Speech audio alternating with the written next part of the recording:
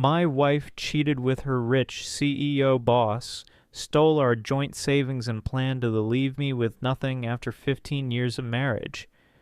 Before watching the video, I ask you to like this video, subscribe to the channel, and write any comment. The most interesting comment will be included in the next videos. Thank you to each of you. Enjoy watching. I'm David, 38 years old, male. Right now, I'm sitting in the half-empty shell of the house I thought I'd grow old in, staring at the dent in the drywall where my wedding photo used to hang before I ripped it down. My wife, ex-wife, I guess, though the paperwork isn't through yet, destroyed me in ways I didn't even think were possible. And I need to put this somewhere, because if I don't, I feel like I'll actually lose my mind. Her name's Rachel, 36, and we've been together for 15 years. High school sweethearts, the kind of nauseating couple people rolled their eyes at in our 20s because we actually seemed happy, and for a long time I thought we were. We built everything together from scratch. I worked construction, long hours, cold winters, busted my body, while she went to night school and eventually landed a job as an office manager. We saved every dime, drove one beat-up Civic between us, and made sacrifices that would have snapped most couples in half. That's why when we finally opened a joint savings account, it felt like a symbol. Our future. A little house fund, a rainy day cushion, maybe kids down the line. Every Friday I'd transfer a chunk of my paycheck into it. She did too. At least that's what I believed. Over the years, Rachel started climbing the corporate ladder. She went from office manager to executive assistant to working directly under the CEO of her company, this slick guy named Marcus. Mid-40s, rich, charismatic in that Wall Street wolf kind of way. I met him once at a company Christmas party. He shook my hand like he already owned me, then made a joke about how lucky Rachel was to have someone who didn't mind being out-earned.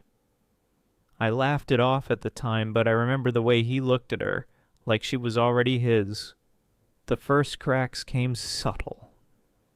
Rachel started staying late finishing projects. She dressed sharper, like she was auditioning for a role I hadn't been cast in. Her phone turned face down on the counter, notifications silenced. I told myself I was paranoid, that she was just ambitious, that after everything we'd been through she wouldn't betray me. But then little things piled up. Missing deposits into the savings account, receipts for dinners I wasn't at, a perfume I didn't recognize on her skin when she came home late. One night I asked her point blank if something was going on. She laughed, this cold, dismissive laugh I'd never heard before, and said, "You're imagining things. Don't be so insecure, David." I wanted to believe her. God help me, I wanted to, because the alternative was too brutal to face. Then 2 weeks ago, I logged into our joint savings account to pay a contractor for a home repair. It was empty. 15 years of scraping, saving, bleeding for a future, and it was gone. I confronted Rachel, shaking, thinking maybe it was some kind of mistake. She didn't even flinch. She looked me dead in the eye and said, "I needed it more than you did. Marcus and I are moving to Miami. You'll figure something out." She planned to leave me with nothing. That's the night I punched a hole in the wall. That's the night the wedding photo frame shattered on the hardwood. And that's the night I realized I didn't just lose a wife. I've been played like an idiot by the two people I trusted least. And I swear to God, I'm not going down quiet. I didn't sleep the night Rachel dropped that bomb on me. I just sat in the kitchen, lights off, staring at the pile of glass from the broken wedding photo. My fists were raw from the drywall, my head spinning. 15 years. Gone. Not just the money, not just the marriage, but the entire foundation of who I thought she was. By morning, I'd moved from numbness to something darker. I needed answers. I needed to know how long she'd been planning this, how much of my life with her was real, and why she thought she could just walk away and leave me with nothing. So I waited. Rachel came home late the next evening, hair and makeup too polished for working late. She tossed her bag on the couch like she owned the place, and froze when she saw me sitting at the dining table, laptop open. I checked the account again, I said, my voice shaking but steady. Where's the money, Rachel? She didn't even try to act surprised. She just sighed like I was a stubborn child and muttered, I told you I needed it. For what? To run off with Marcus, I snapped. Her head jerked at his name just for a second, and that was all I needed. Confirmation. Her eyes narrowed. Don't say his name like that. You don't understand, David. Marcus sees me. He values me. He can give me the life I deserve. I laughed. Loud, bitter, hollow. The life you deserve? You mean the life we built together? On my back? On my busted hands and my overtime shifts? All those years of grinding so we could have something real, and you just handed it over to the... Enough! She screamed, slamming her hand on the table so hard the coffee mug rattled. Her voice cracked, and suddenly the calm, calculated woman from the night before was gone. What was left was pure rage. You've held me back for years, David. 15 years of living small, waiting for you to get ahead. I'm done waiting. I'm done being poor. Her face twisted, mascara streaking down her cheeks. She paced the kitchen like a cornered animal, grabbing at things. Her phone, her bag, a set of keys, like she was ready to bolt. Then she turned back to me, shaking, and spat. You think you're the victim here? You should thank me. I stayed with you way longer than I should have. That broke something in me. I stood up so fast the chair screeched across the tile. Thank you? You drained our savings, cheated in me with your boss, and planned to vanish without a word. And I should thank you. Rachel's eyes went wide, and for a split second I thought maybe the weight of what she'd done finally hit her. But instead she lashed out in the most unhinged way possible. She grabbed the wedding photo shards off the counter and hurled them across the room. The frame slammed into doors of the fridge, glass shattering everywhere. If you make this ugly, David, I swear I'll make sure you regret it. You think Marcus won't protect me? You think anyone's gonna believe you over us? That's when I realized the woman I married wasn't just gone. She was dangerous. And I knew in that moment this wasn't just going to be a divorce. This was war. The days after that kitchen showdown were a blur of chaos. Rachel didn't leave right away. Instead, she doubled down like she wanted to break me before she walked out the door. She knew how to twist the knife, and she wasted no time dragging other people into the wreckage. First, it was my sister, Claire. We've always been close, and she was my sounding board through the rough patches of our marriage. Rachel knew that, and she weaponized it. One morning, Claire showed up at my door with this tight, uncomfortable look on her face. She held up her phone. David, why is Rachel saying you hit her? My stomach dropped. What? Claire turned the screen toward me, and there it was, a string of texts Rachel had sent her. He's losing it. He punched a wall, screamed at me, threw things. I don't feel safe here. I almost laughed. It was so twisted. She left out the part where she drained our savings and confessed to screwing our boss, huh? Claire believed me, thank God, but I could see the doubt flicker across her face. That was the worst part. Rachel wasn't just trying to ruin me, she was trying to steal the people who mattered most. Then Marcus started showing up in my life like some smug ghost who knew he'd won. The first time was at my job site. I'm a foreman for a small construction crew. We were in the middle of pouring concrete when a black BMW pulled up. Out steps Marcus. Perfect suit, perfect hair, holding a coffee cup like he just stepped out of a commercial. "David," he said with this smirk that made my fists itch. "Rachel tells me you're having trouble adjusting. I just wanted to smooth things over. No hard feelings." My crew stopped working. Every single guy was watching. He knew exactly what he was doing, making me look small in front of my men. I walked up close enough to smell his overpriced cologne and muttered, "You step on this site again, I'll bury you under it." He didn't flinch. He just grinned wider and said, "You should take care of your temper. Rachel's documenting everything." And just like that, he was gone. But the damage was done. My guys looked at me differently that day, like maybe the rumors had some truth. At home, Rachel escalated the theatrics. She'd slam doors, scream about how I was unstable, even threatened to call the cops just because I asked her when she planned to move out. One night, she threw a wine glass against the wall, shards skittering across the floor, and then immediately started sobbing, loud, dramatic crocodile tears, like she was the victim of some invisible abuse. And then came the final humiliation. I got a call from my mom, her voice shaking. "David, Rachel just called me crying. She says you're trying to bankrupt her, that you took all the money and left her with nothing." I had to sit down. "Mom, she's the one who emptied our savings. She took everything. She's leaving me for Marcus." Silence on the other end. Then in the softest, saddest voice, "She swore that wasn't true." That's when it hit me.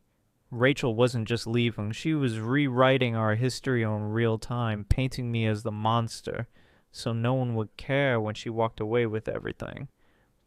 And I realized something chilling. If I didn't fight back, I wouldn't just lose my wife. I'd lose my name. I woke up that morning like a man who'd been sleeping with one eye open for a year and finally stopped pretending it was restful. The house smelled like stale coffee and old arguments. Rachel was already packing, fast, mechanical, as if she'd rehearsed this exodus. Boxes lined up like tiny coffins down the hallway. She moved with the kind of calm that used to make me proud. Now it made me sick. She didn't bother to hide the tantrums anymore. She ripped down our old wedding invite from the bulletin board and tore it in half, scattering confetti of our life across the floor. She shoved drawers closed so hard the handles came loose. At one point, she picked up the hand-me-down lamp my grandmother gave us and smashed it against the sink. Glass rained our anniversary year across the tile. Her face was wet with mascara, but her mouth worked like a contract being finalized. "I deserve better," she kept saying, voice brittle and proud. "You always held me back." Outside, her car sat in the driveway with the engine idling. Marcus's BMW would be there soon, I learned. He'd picked her up after the last final meeting at the office. She planned the timing like she planned everything. Flawless, selfish, surgical. I didn't stop her. I watched her sling the last box over her shoulder and walk past me, the woman I'd built a life with, like she was stepping into a new scene where I was dead weight. She paused at the door and turned, eyes flashing. "Don't pretend you didn't know," she said. "You never stopped me." Then she was gone. The first few hours after she left were a kind of slow-motion collapse. Neighbors peeking from behind curtains.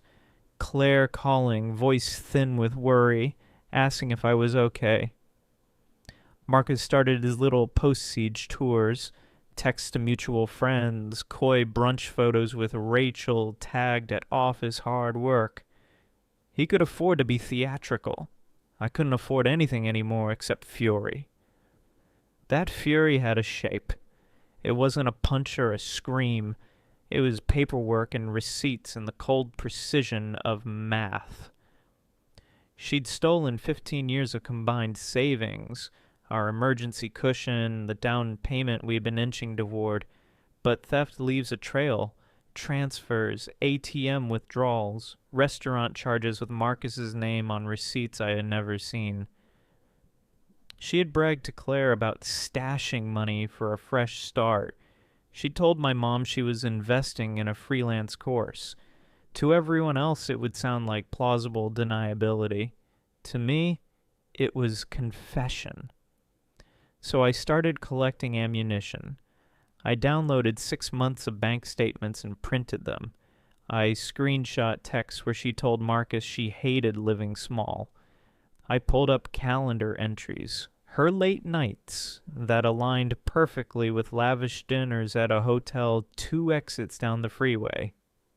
My crew, men who had seen me at my worst and my best, became my quiet witnesses. When Marcus swaggered onto the site that afternoon, my foreman Mark kept his phone poised and later swore he'd seen Marcus and Rachel leaning into one another like conspirators. Not proof for a judge, maybe, but proof to the people who mattered first. Family, friends, Rachel's co-workers.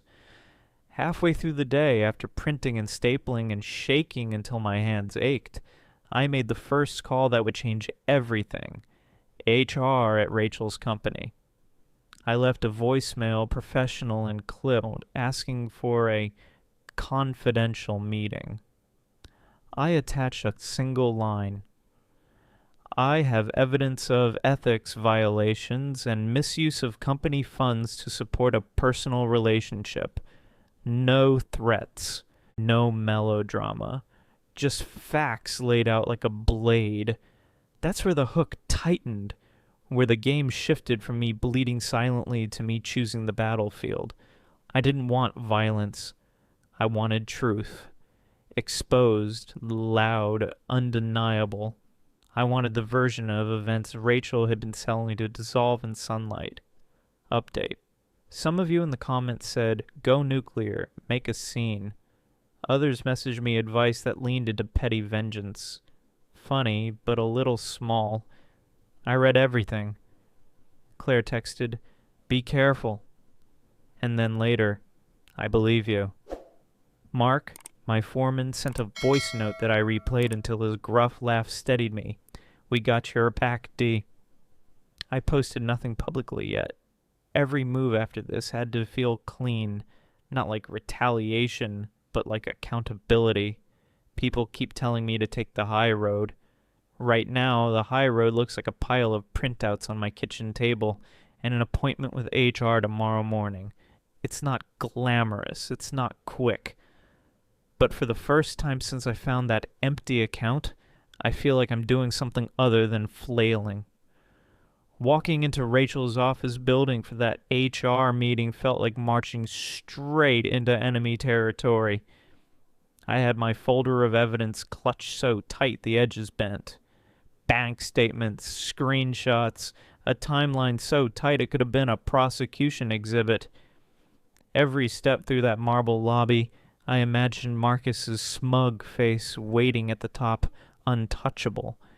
But the universe gave me a gift. As I stepped off the elevator on the 14th floor, Rachel and Marcus were in the hallway, arguing. Not whispers, not polite corporate bickering, but red-faced, hands flailing, arguing. She was hissing something about promises and leaving me hanging while he muttered, keep your voice down, you're hysterical. The receptionist looked like she wanted to melt into her desk. Employees passed by pretending not to hear. For once, Marcus wasn't in control. I didn't stop walking. I went straight into HR, sat down across from the director, and slid my folder across the desk. This is proof your CEO is in a relationship with an employee he directly manages. It involves stolen marital funds and possible misuse of company money. If you ignore this, you're complicit. Her eyes widened as she flipped through. She asked me questions, dates, details, witnesses. I gave her everything. By the time I left, her jaw was tight and she promised an investigation. That same night, Rachel showed up at my house like a storm. She didn't knock. She kicked the door open so hard the frame cracked.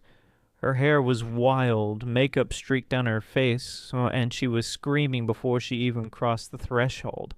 "What the hell did you do, David?" I just stood there, calm. For once, I had the power. She shoved a vase off the table, shattering it. "Marcus is furious. HR called him in. You ruined everything." "Good," I said simply. That one word broke her. She lunged at me, fists pounding my chest, sobbing, cursing. I caught her wrists, held them tight. "You stole 15 years of my life. You thought you could leave me in the gutter. Did you really think I wouldn't fight back?" She yanked free, grabbed the nearest object, our old wedding album, and hurled it against the wall. Pages burst out like broken wings, our smiles torn midair. She collapsed to the floor, screaming, "You're pathetic! You'll always be nothing!" And I realized this wasn't a woman in love with Marcus. This was a woman addicted to destruction. The next morning, news spread like wildfire. Marcus was placed on administrative leave pending investigation. Rachel's name was nowhere in the official memo, but people whispered. In the break room at the elevators, her co-workers gave her looks that were in pity. They were disgust. For the first time since this hell began, I could breathe, but I knew Rachel wasn't done. People like her never leave quietly. The fallout was faster and uglier than I imagined.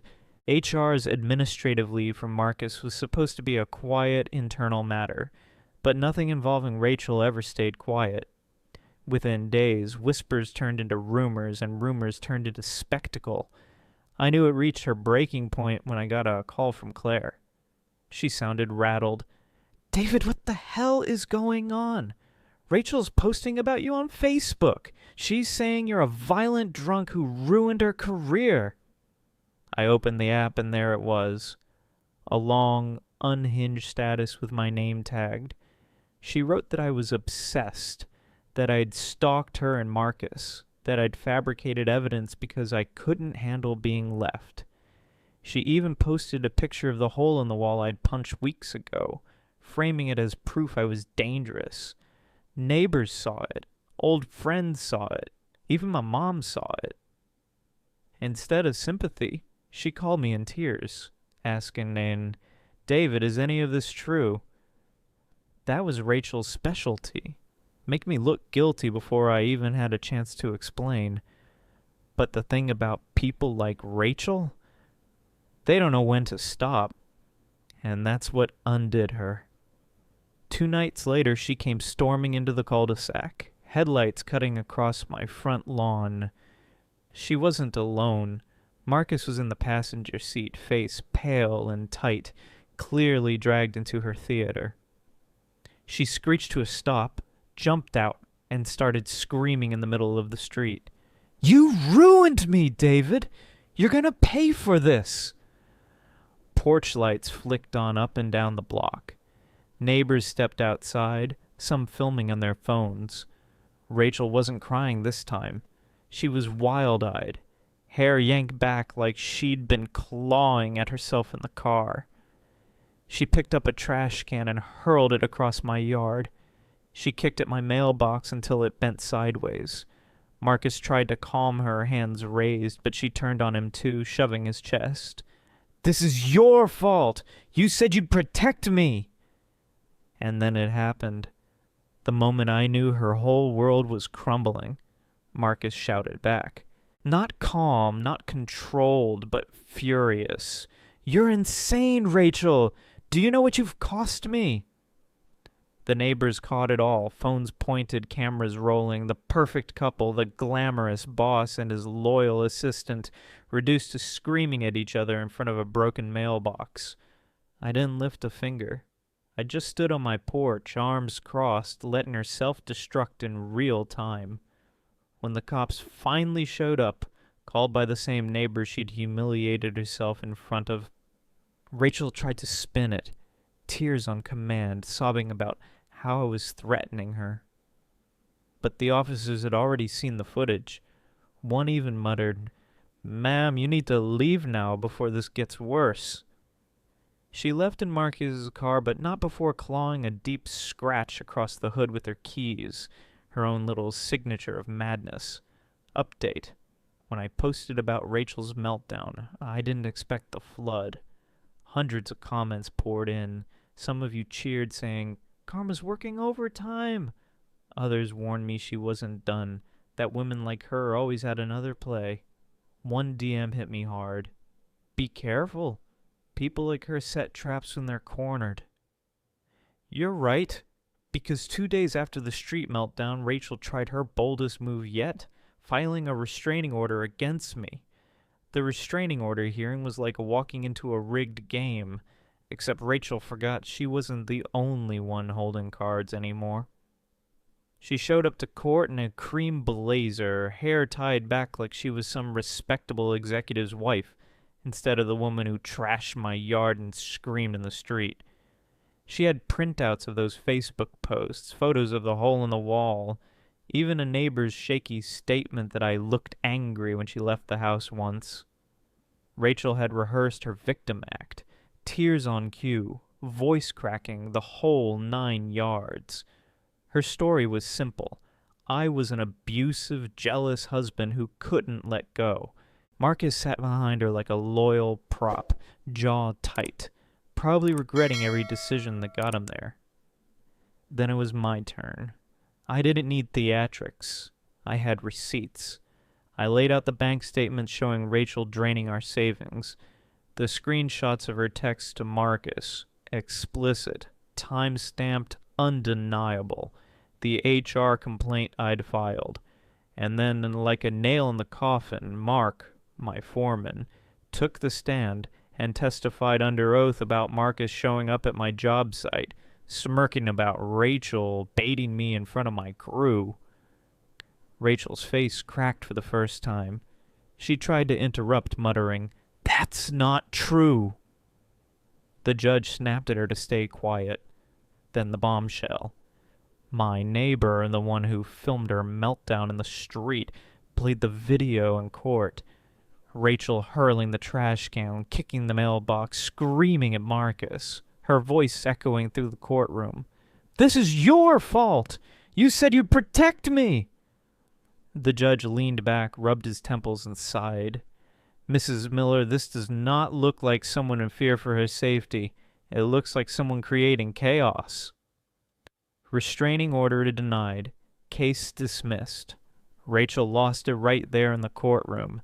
She screamed at the judge, called me a liar, spun on Marcus, and hissed, "You said you'd fix this." Security had to escort her out. I'll never forget the sound of her heels clattering against the tile as she fought them every step. Outside, Marcus didn't even look at me. He just walked to his car, jaw clenched, shoulders sagging. For the first time I saw it. He was done with her. Not out of guilt, not out of loyalty to me, but because Rachel was radioactive now. And sure enough, a week later word got back to me. Marcus had resigned from the company to focus on family matters. Except there was no family. There was just Rachel. And from what Claire heard through a coworker, even he couldn't stomach her anymore. Rachel tried calling me that night. 7 missed calls, 3 voicemails. Her voice swung from begging to raging. "David, please, I can explain. That you're destroying my life." Then, "You'll regret this." I didn't pick up, because by then I had my revenge. And it wasn't fire or fists, it was the truth, laid bare for everyone to see. And Rachel? She was left with nothing but the ashes she had made herself. Rachel's final collapse wasn't a bang. It was a series of ugly, desperate stunts that left her exposed to everyone she'd ever manipulated. After court, she spiraled. First came the social media tirades. She posted long rants at 2 a.m., tagging Marcus, tagging me, even tagging her own company. She called Marcus a coward, me a gaslighter, and HR a patriarchal cult. She wrote that she was the victim of a conspiracy between her abusive ex and a corrupt corporation. The posts were public, and people screenshotted them before she deleted anything. Her co-workers whispered, her family distanced themselves, and Marcus went radio silent. Then came the vandalism. One night I walked outside to find my truck keyed from headlight to tail light. Liar carved across the hood. I knew it was her. I could picture her gripping the keys, muttering through tears as she dragged them across the paint. The cops came, took a report, and my neighbor's doorbell cam caught her storming down the street, hoodie pulled low, but still unmistakably Rachel. That footage went straight into a new police file. After that, she tried to rope family back into her narrative. She showed up at my mom's house, pounding on the door, screaming, "Your son's a monster! He ruined me!" My mom called Claire in a panic, and Claire told her flat out, "Rachel did this to herself. Don't let her in." Eventually, Rachel sat on the curb crying until the cops came again. The final stunt was the most pathetic. She showed up at my job site in the middle of the day, mascara-streaked, hair wild, holding a half-empty bottle of wine. She stumbled into Taya the gravel lot screaming, "David, please! We can fix this! You're all I have left!" My crew froze. Some of them laughed under their breath, others just shook their heads. Marcus wasn't there to swoop in. No one was there to shield her. It was just her, broken and desperate, begging the man she'd gutted to take her back. I didn't say a word. I just called the cops and walked back inside. Watching her sit on the tailgate of a squad car, subbing into her hands, I realized something. And this was never about me not being enough. This was about Rachel needing destruction to feel alive.